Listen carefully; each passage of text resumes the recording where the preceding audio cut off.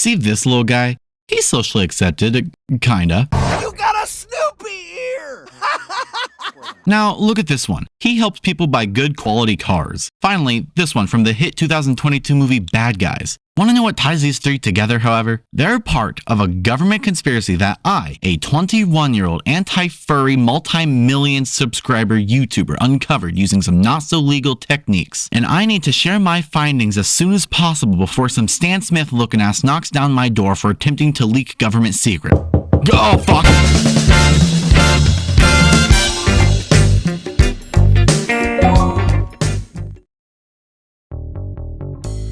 I need to express to you a discovery I made the other day. See, something isn't right in the media we consume, and it hasn't been for years. Those shows or movies we watched, those games we played, the companies we trust, and the food we consume. Do me a favor and think of a random piece of media or a company with a mascot. I promise it's irrelevant, just do it. Now, that thing you thought of, is it by chance a furry? That's right. Sit down and think about it. Look around you and wake up, sheeple. That cartoon you grew up watching and think of fondly, it might just have one of those disgusting, wretched beasts in it, courtesy of the American government.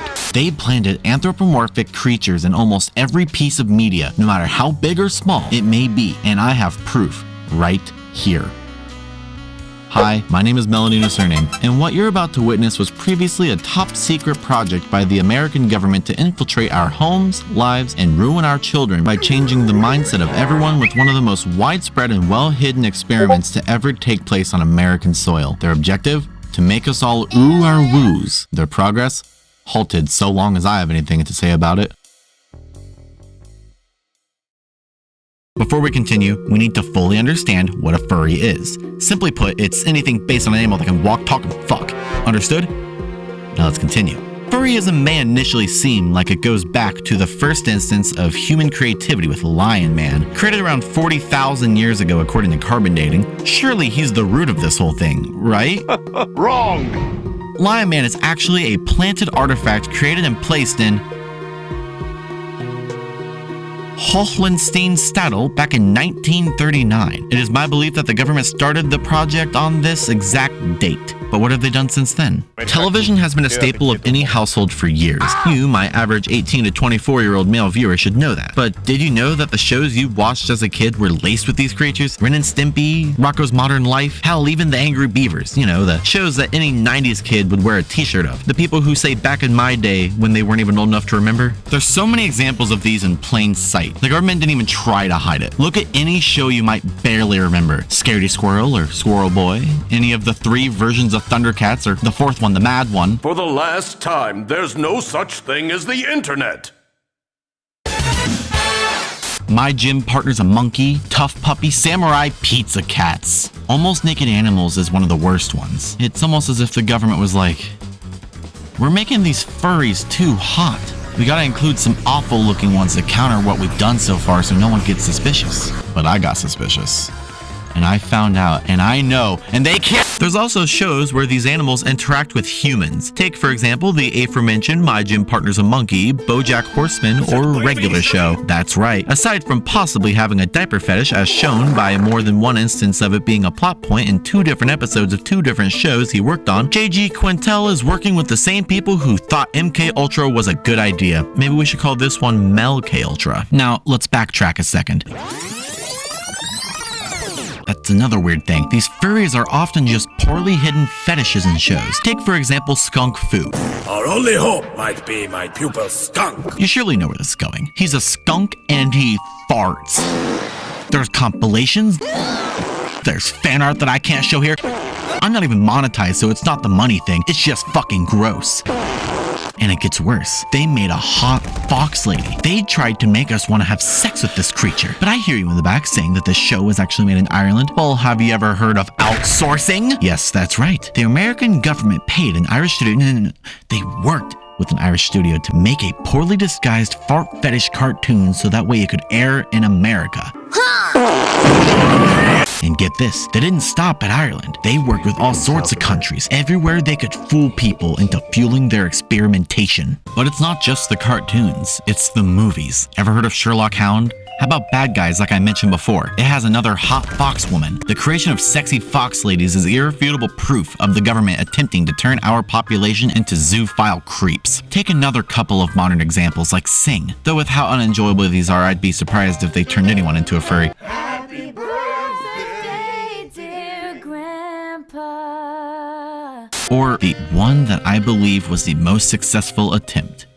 Zootopia. Though on the surface it may just be a movie about racial prejudice disguised with cute and innocent animals who are either predators or not, it's actually a way to make everyone look at these characters and think, what animal would I be? Don't believe me? According to an interview, Disney showed Shakira the character they had planned out for her. They chose a human to be portrayed as an animal, so you'd be more interested in being one too. I want a pipe, low punnies, fat, juicy, warm.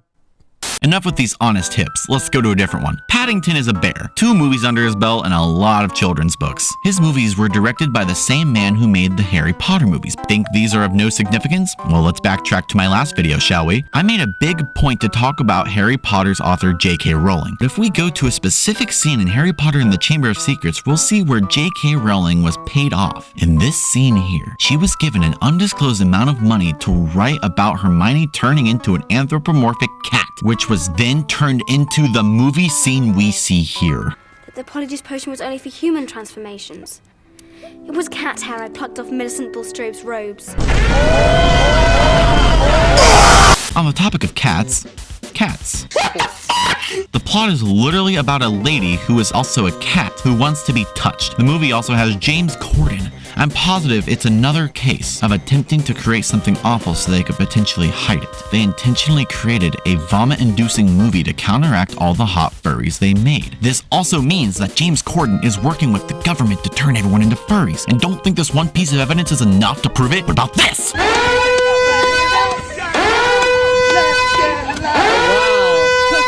James Corden in a mouse fursuit causing traffic issues. Not only is he a government plant, but he's also a rancid furry like the rest of those poor kids who've been hit with one too many Judy Hopps DeviantArt posts. Now, what about the people who might not otherwise be in the demographic hit by these government schemes? Let's say it's a 50-year-old man. Let's say he's a police officer so that he has a 40% chance of beating his wife. Now, let's say he loves...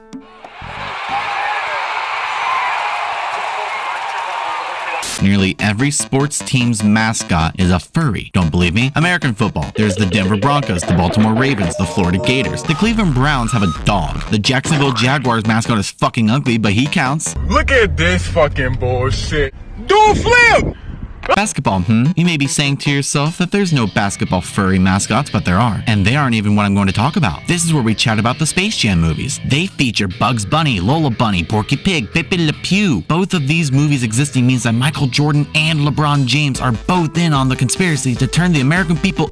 No, it's further than that. The whole world into furries. In 2012, the Japanese baseball team Hokkaido Nippon Ham Fighters revealed their new mascot. This Sonic OC looking motherfucker is named Polly Polaris. Though this has me thinking, with how many countries are doing these kinds of things, maybe it's not outsourcing, but rather it's a competition. It's the space race all over again, but this time it's every country against each other to see who can brainwash their whole population first. In 2018, Russia had a soccer mascot created named Zabivaka. Quite a cute wolf, but he's a furry, and this did exactly what the people behind the project wanted. I am being genuinely serious when I say I have never seen so much unsettlingly disgusting porn created of a character so fast. The people previously turned into furries by past creations hopped on board a train with no conductor and ruined the Google searches for a Russian soccer mascot forever. What the fuck? But what about your video games? See, I won't dwell on this for long as I've already uncovered that secret. I made a video on every video game furry that was estimated to be over an hour long until my computer started acting up and refused to let me edit like usual.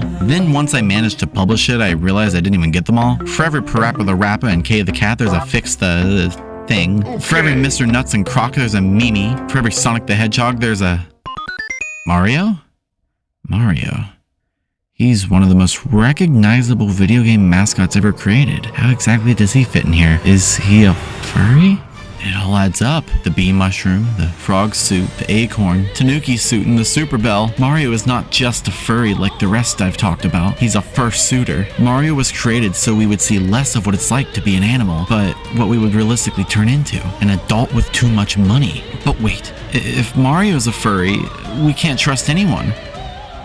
What about me? Oh, no. I've spent the past year denying it on the internet. I said to you all that I myself am not a furry, and yet I stand here using an anthropomorphic mascot to present myself to a group of people. This mascot can walk, and it can talk, and I've even fucked, contrary to popular belief. Am I a furry?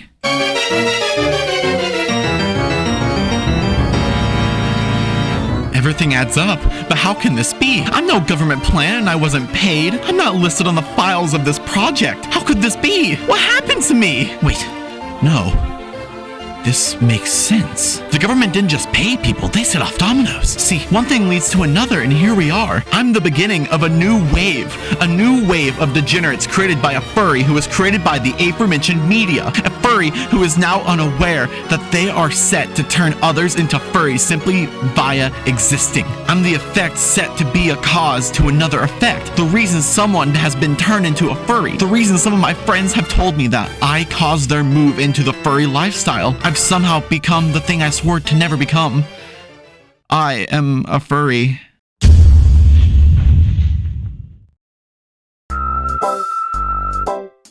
Bye.